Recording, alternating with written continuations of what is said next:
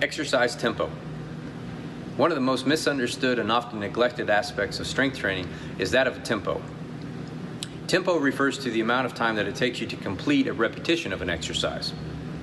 So if you apply a tempo to an exercise for a specific number of reps, then you're ultimately dictating how much tension and how long that tension is placed on those muscles.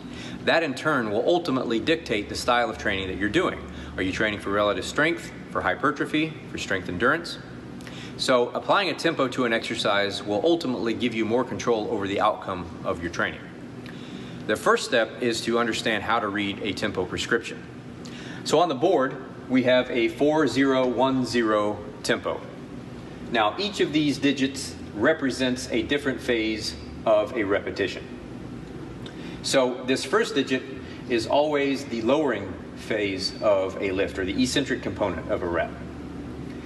The second digit is an isometric contraction, but when the muscles are in a stretched position.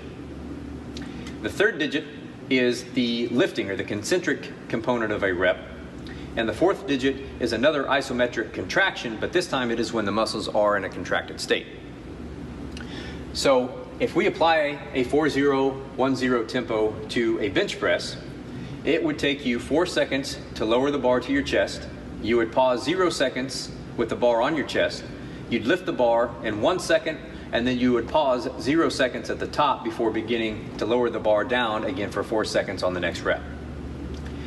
So if we applied a 4010 tempo to a squat, it would be the same as applying it to a bench press. It would take you 4 seconds to lower yourself to the bottom position.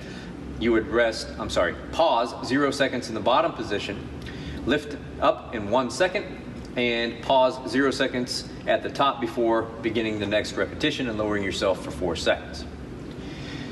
Where this starts to get a little bit tricky is when you apply it to an exercise like a chin-up. Now with the chin-up, in order to lower yourself, you first have to pull yourself up.